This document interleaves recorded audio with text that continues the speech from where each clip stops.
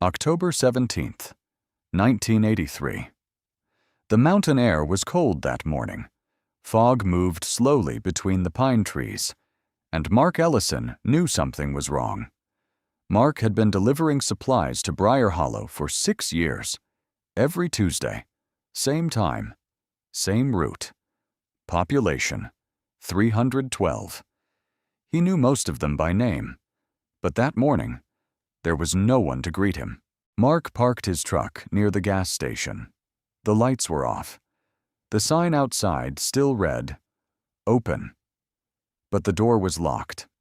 That had never happened before. He walked across the street to the grocery store. The door creaked open. Inside, the fluorescent lights were still humming. A radio played softly behind the counter. The register drawer was open. A carton of milk sat sweating on the counter. But there was no cashier, no customers, no sound of movement.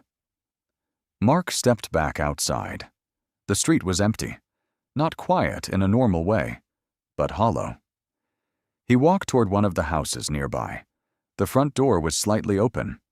Inside, breakfast plates still sat on the table. Coffee half poured. A chair pulled back, as if someone had just stood up and never returned. Mark felt the silence pressing in. By 9:12 a.m., he called state police. Sheriff Daniel Hayes arrived just before noon. He had served Briar Hollow for 19 years. He had delivered Christmas gifts to families there. He had attended weddings, funerals. He knew these people. And now, they were gone. Hayes entered house after house. No signs of forced entry. No signs of violence. Clocks ticking normally. Laundry half folded. Beds unmade at the elementary school. Backpacks lined the hallway. The chalkboard read, October 17th. The school bus sat outside. Engine cold. No children. No teacher. Hayes stepped outside and looked down Main Street. 312 people. Missing. At once. By evening, search teams surrounded the town. Helicopters scanned the forest. Dogs tracked scents that ended abruptly near the tree line. Sheriff Hayes joined a group heading north of town. About half a mile into the forest, they found something strange. Footprints. Hundreds of them. Pressed into damp soil, side by side, as if the entire town had walked together. Mark Ellison stood behind the officers. He stared at the line of prints disappearing between trees.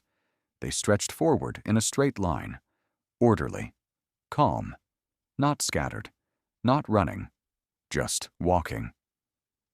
After nearly half a mile, the footprints stopped. No signs of struggle, no vehicle tracks, no return prints, nothing, just forest, untouched.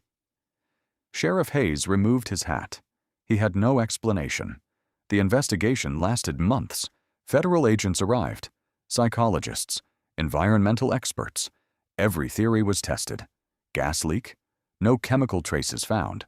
Secret relocation? No records. Financial escape? Bank accounts untouched. Passports left behind. Clothing still hanging in closets. Mark gave his statement several times. He repeated the same thing. The town had looked normal the week before. Children playing, neighbors talking. Nothing unusual. Sheriff Hayes reviewed weather data. Clear skies that night. No storms. No tremors. Nothing. Except one detail. Every clock in town had stopped at 2:17 a.m. Not broken. Not damaged. Just frozen. Investigators could not determine why. Hayes later admitted to reporters, "I have worked cases my entire life, but I have never seen people disappear like this." By 1985, Briar Hollow was officially abandoned. Mark Ellison stopped driving that route. There was no reason to. Sheriff Hayes retired 2 years later. He kept a photograph of Main Street in his desk. Empty. Silent. Unanswered. Nature slowly reclaimed the town. Weeds broke through asphalt. Paint peeled from storefronts. Windows cracked in winter frost. Occasionally, curious visitors passed through. Most stayed only minutes. They described a heaviness in the air, a silence that felt unnatural, as if the town were paused in time, waiting. Ending 312 people. No warning, no violence, no goodbye. Mark Ellison still wonders what he would have seen if he had arrived earlier. Sheriff Hayes never closed the file.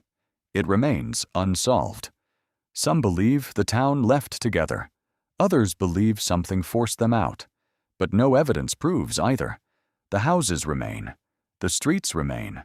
And deep within the northern forest, Briar Hollow still stands, empty, silent, frozen at 2:17 a.m., and more than 40 years later, no one knows where they went. But that morning, there was no one to greet him.